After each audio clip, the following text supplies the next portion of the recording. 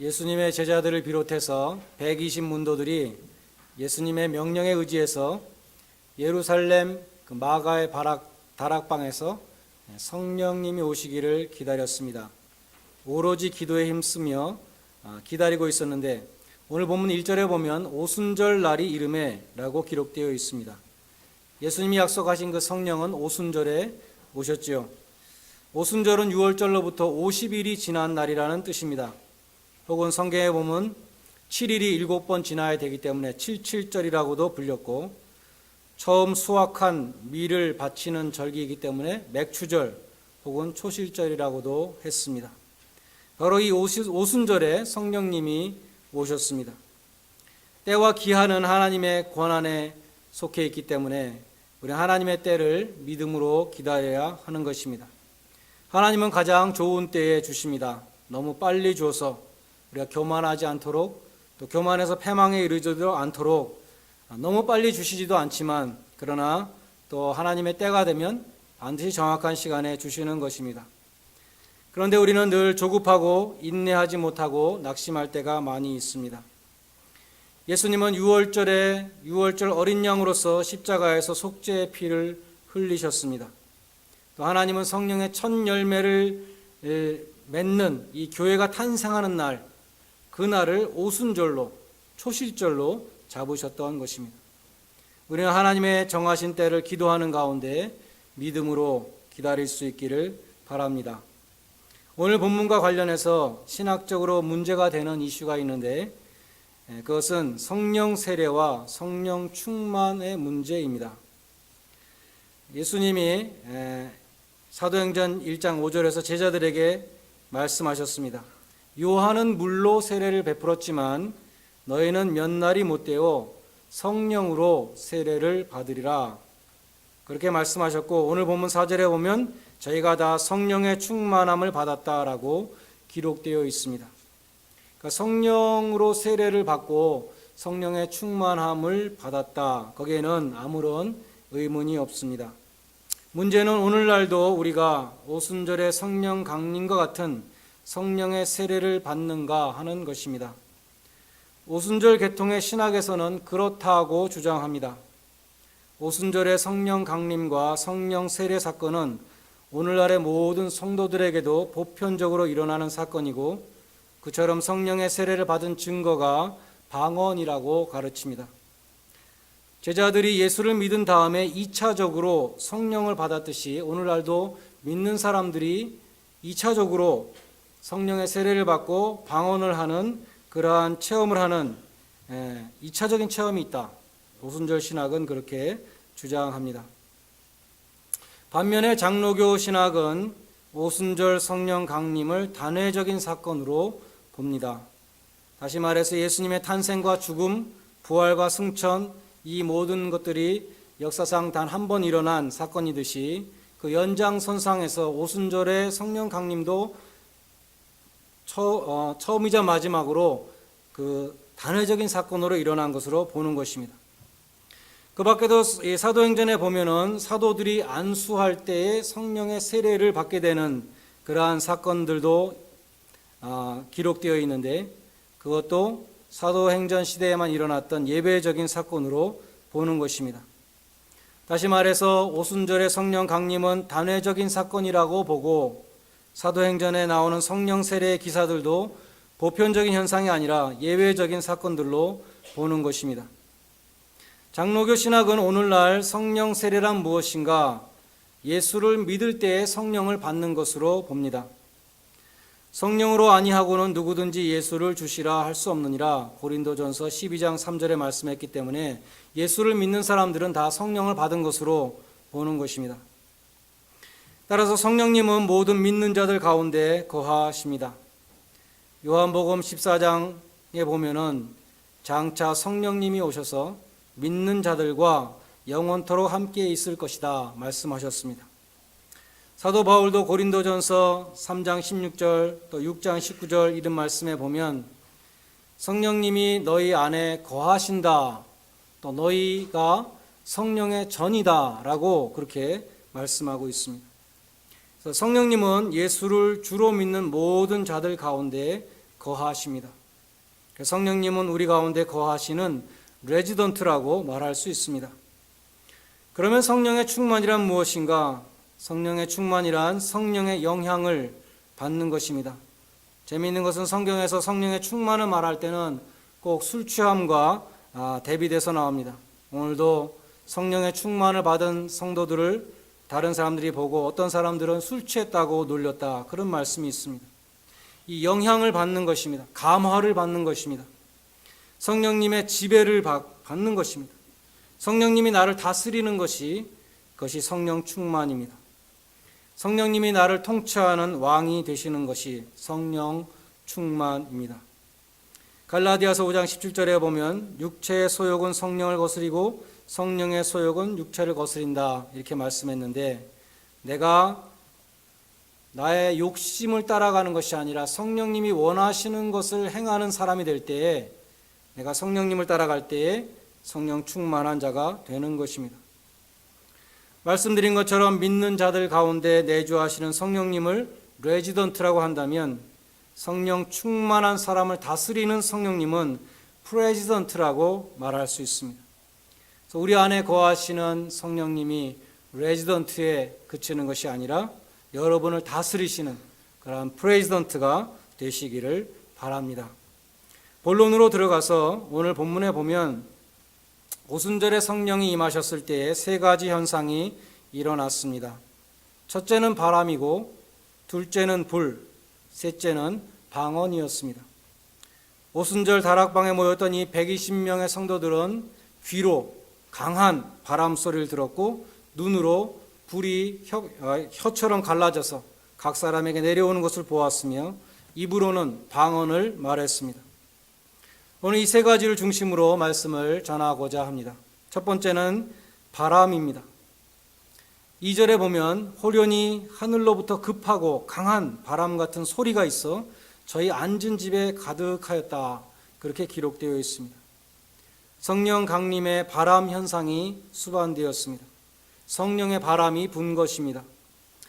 예수님이 요한복음 3장 8절에서 니고데모에게 성령으로 거듭나는 역사를 말씀할 때 바람을 비유해서 말씀하셨습니다.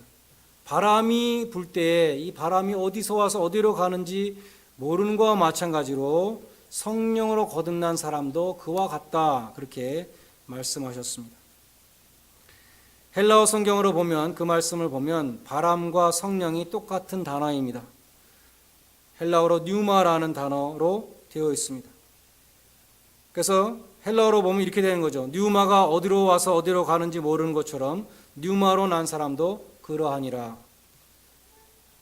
히브리어도 마찬가지입니다. 히브리어에 루아흐라는 단어가 있는데, 이 단어가 자연적인 바람, 또 우리의 숨결, 또 그리고 하나님의 성령, 이 모든 것을 가리킵니다.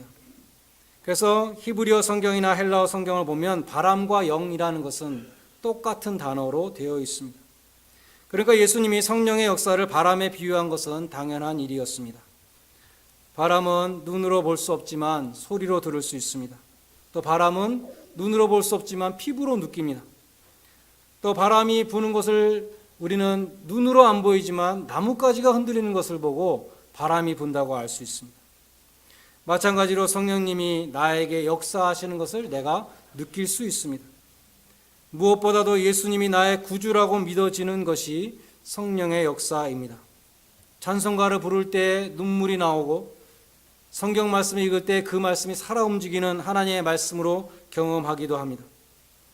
또 다른 사람에게 임하신 성령을 우리는 그 사람이 변화된 모습을 통해서, 그 사람이 성령의 열매를 맺을 때에 저 사람에게 성령이 임하였다고 우리는 알 수 있다는 것입니다. 에스겔서 37장에 보면은 마른 뼈의 환상이 나오는데, 에스겔에게 하나님이 환상을 보여주셨습니다.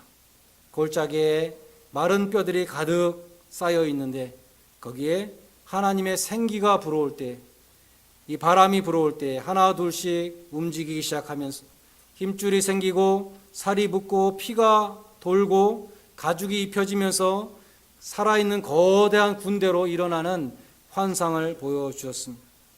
그래서 성령의 역사는 바람처럼 임하셔서 생명을 주시는 역사로 나타난다는 것입니다. 창세기 2장 7절에 보면 여호와 하나님이 흙으로 사람을 지으시고 생기를 그 코에 불어넣으시니 하나님의 숨결을 불어넣으실 때에 그 사람이 생명이 된지라 살아있는 사람이 됐다고 기록되어 있습니다. 성령은 생명을 주시는 하나님의 숨결입니다. 요한복음 20장 22절에 보면은 예수님이 제자들을 향하여 숨을 내쉬시며 성령을 받으라 이렇게 말씀하셨습니다. 성령은 생명을 주시는 하나님의 숨결이다 이렇게 말할 수 있습니다. 둘째로 오순절에 다락방이 임하실 때에 성령님은 불로 나타났습니다. 이 불은 자연적인 불이 아니었겠죠. 만약에 진짜 불이었다면 다락방을 다 태우고 사람들이 화상도 입었을 것입니다. 이것은 성령의 불이었습니다. 모세가 호렙산에서 하나님의 부르심을 받는데 모세가 보니까 떨기나무에 가시나무에 불이 붙었는데 나무가 타지 않고 있었습니다. 불꽃이 사라지지 않고 있었습니다. 모세가 너무 이상해서 그 불꽃을 향해서 갈 때 하나님께서 그 불 속에서 모세야 모세야 라고 부르셨습니다. 누가복음 3장 16절에 보면은 세례 요한이 이런 말을 했습니다. 나는 물로 너희에게 세례를 주거니와 나보다 능력이 많으신 이가 오시나니 그는 성령과 불로 너희에게 세례를 주실 것이요 라고 말하고 바로 그 다음에 손에 키를 들고 자기 타작마당을 정하게 하사 알곡은 모아 곡간에 들이고 쭉정에는 꺼지지 않는 불에 던지시리라. 성령 세례와 불 세례를 같은 것으로 세례 요한이 말했습니다. 그리고 바로 말하기를 쭉정이는 꺼지지 않는 불에 던지시리라. 그것을 불 세례에 비유했다는 것입니다. 알곡과 쭉정이는 1차적으로 사람을 뜻하겠죠. 알곡과 같은 사람, 쭉정이와 같은 사람. 그렇지만 우리 한 사람 한 사람에게 적용을 한다면 알곡과 쭉정이는 옛사람과 새사람으로 적용할 수 있습니다. 불로 세례를 주실 때에 성령님께서 우리에게 임하시면 우리 속에 있는 더러운 것들, 죄악된 것들, 거듭나지 못한 옛사람의 성품들이 다 없어진다는 것입니다. 불로 태워지는 것처럼 정결케 된다는 것으로, 그렇기 때문에 성령 세례를 불 세례라고 말씀하신 것으로 우리는 이해하는 것입니다. 성령님이 임하시면 옛사람은 죽고 새사람으로 거듭납니다. 성령의 역사는 용광로의 불과 같이 우리 안에 있는 불순물을 태우고 순결한 영으로 변화시켜 줍니다. 성령을 받긴 받았는데 어설프게 받은 사람이 있죠. 어설프게 받은 사람이 더 문제가 될 때가 있습니다. 타다 남은 연탄불처럼 독가스가 나오는 그런 경우가 있는 것이죠. 성령이 충만한 사람은 정말 겸손해서 머리를 숙이는데 성령을 어설프게 받은 사람은 교만한 사람이 되는 경우가 있습니다. 성령의 불을 받은 사람에게는 옛사람의 성품이 완전히 타고 없어진다는 것입니다. 초대교회 유명한 김익두 목사님이라는 분이 있었는데 이분은 황해도 안악분으로, 안악이라는 지방이 있었죠. 유명한 깡패였습니다. 장터에서 술 먹고 행패를 부리는데 임신한 여자의 발을 걷어차는 그러한 치한이었습니다. 그런데 이 깡패가 소안론 선교사님의 전도로 은혜를 받고 새 사람이 되었습니다. 평양신학교를 졸업하고 목사가 되어서 가는 곳마다 성령의 역사를 일으키며 28만 명에게 전도를 하고 150개의 교회를 세우셨습니다. 이 목사님은 하루는 산길을 넘어가다가 술 취한 사람을 만나게 되었습니다. 이 술 취한 사람이 성경책을 들고 가는 이 김익두 목사님을 보고 시비를 걸었습니다. 그리고 때리기 시작했습니다. 김익두 목사님은 끝까지 때리는 대로 다 맞았다고 합니다.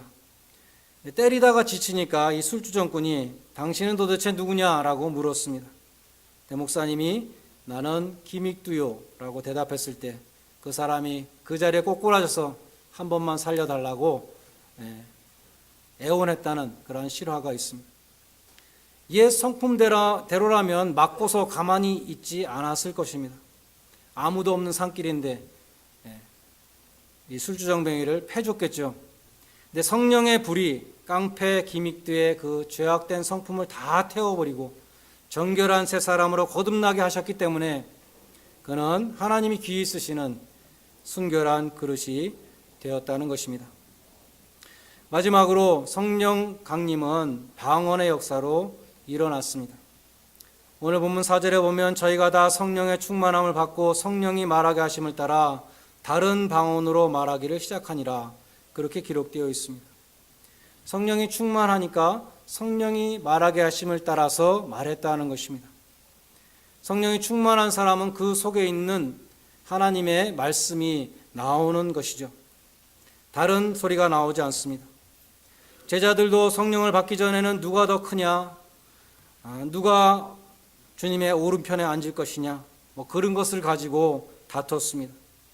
그러나 성령이 충만하면 더 이상 그런 말을 하지 않습니다. 성령이 충만한 교회에서는 싸우는 소리가 들리지 않습니다. 빈 그릇에서 요란한 소리가 나는 것이죠. 빈 수레에서 요란한 소리가 납니다. 성령 충만한 사람에게서는 다른 소리가 나오지 않고 성령이 말하게 하심을 따라 말하는 것입니다. 오늘 본문에 성령의 언어로 방언이 나옵니다.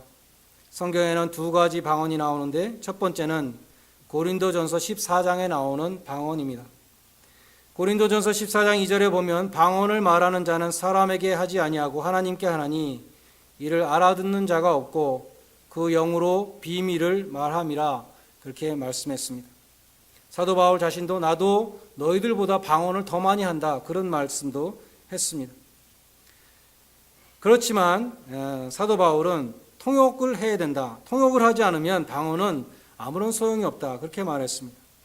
고린도전서 14장 13절에 보면 방언을 말하는 자는 통역하기를 기도하라. 그리고 14장 28절에 보면 만약 통역하는 자가 없으면 교회에서는 잠잠하고 자기와 하나님과 단둘이만 하라, 그렇게 말씀합니다. 그에 비해서 사도행전 2장 오늘 본문에 나오는 방언은 여러분이 보시는 것처럼 외국어입니다. 열방으로부터 온 각 나라 사람들이 그들이 말하는 방언을 알아들었습니다. 보라, 이 사람들이 갈릴리 사람들인데 어떻게 우리나라 말을 하는가, 그렇게 놀랬다는 것입니다. 오순절 성령 강림의 현장에서 외국어 방언의 역사가 일어났다는 것은 두 가지 중요한 의미가 있습니다. 첫 번째는 오순절 사건은 바벨탑의 저주가 회복된 사건이었습니다. 창세기 11장에 보면 인간들이 교만해서 하나님처럼 높아지고자 바벨탑을 쌓을 때 하나님이 심판하셨는데 그들의 언어를 혼잡시켜서 흩어버리셨습니다. 말이 통하지 않으면 대화가 끊어지고, 대화가 끊어지면 관계가 끊어지고, 나아가서 서로 의심하고 불신의 벽을 쌓으며 분쟁과 전쟁의 역사로 이어가게 되어 있습니다. 그런데 오순절에 성령이 강림하셨을 때 다른 언어를 쓰던 사람들이 서로의 말을 알아듣는 그러한 일이 일어났다는 것입니다. 그것은 바벨탑의 저주가 풀리는 사건이었습니다. 서로를 이해할 수 있게 되었습니다. 성령이 역사하시는 곳에는 하나됨의 역사가 일어나는 것입니다. 고린도전서 12장 13절에 보면 우리가 유대인이나 헬라인이나 종이나 자유자나 다 한 성령으로 세례를 받고 한 몸이 되었고 한 성령을 마시게 하셨느니라. 성령님이 가시는 곳에는 하나 되는 역사가 일어난다고 말씀합니다. 두 번째로 성령을 받은 사람들이 외국어로 방언을 했다는 것은 그들에게 선교의 사명이 주어졌다는 것을 뜻합니다. 왜 방언을 주셨는가? 성령을 받은 자들이 땅끝까지 이르러 증인이 되라는 그 명령의 확인인 것입니다. 예루살렘뿐만 아니라 바데인과 메데인과 엘람인과 메소포타미아, 유대와 가바도기아, 본도 아시아, 부르기아, 밤빌리아, 애굽과 로마와 그레데, 아라비아까지 너희들이 가서 복음을 전하라는 주님의 명령을 보여주는 것입니다. 그들이 각 나라 방언으로 무엇을 말했는가? 11절에 보면 하나님의 큰 일, 하나님의 구원을 선포했습니다. 성령이 충만한 사람, 성령님이 지배하는 사람은 하나님의 일을 말합니다. 우리가 어떤 사람의 마음속에 무엇이 들어있는가? 그것을 알기 위해서는 그 사람과 계속 얘기해 보면 그 사람의 속에 무엇이 들어있는지 알 수 있습니다. 어떤 사람은 입을 열면 자기의 과거를 자랑합니다. 어떤 사람은 입을 열면 외모에 대해서만 얘기를 합니다. 어떤 사람은 골프에 대해서만 이야기합니다. 그러나 성령이 충만한 사람은 하나님의 일을 이야기합니다. 여러분도 성령이 말하게 하심을 따라 말할 수 있기를 바랍니다. 성령님이 충만해서 내 속에서 나오는 게 하나님의 말씀이 되는 그것이 성령 충만인 것입니다. 결론적으로 오순절에 탄생한 교회는 하나님의 큰 일을 증거하는 기관이었습니다. 하나님의 큰 일을 감당하는 기관이었습니다. 바벨탑을 쌓는 교만으로 나아가면 교회가 나누어지지만 우리가 오순절로 돌아가서 성령 충만함을 받을 때 교회는 하나가 될 수 있을 것입니다. 성령의 하나 되게 하신 것을 힘써 지키라. 하나가 되어서 하나님의 큰 일을 증거하고 감당하는 교회가 되어야 할 것입니다. 그러기 위해서 우리 한 사람 한 사람이 성령 충만한 사람이 되시기를 바랍니다. 성령님께서 우리 안에 있는 온갖 더러운 것들과 죄악된 것들을 태워버리고 성령님의 지배를 온전히 받는 그러한 새 사람들이 되시기를 바랍니다.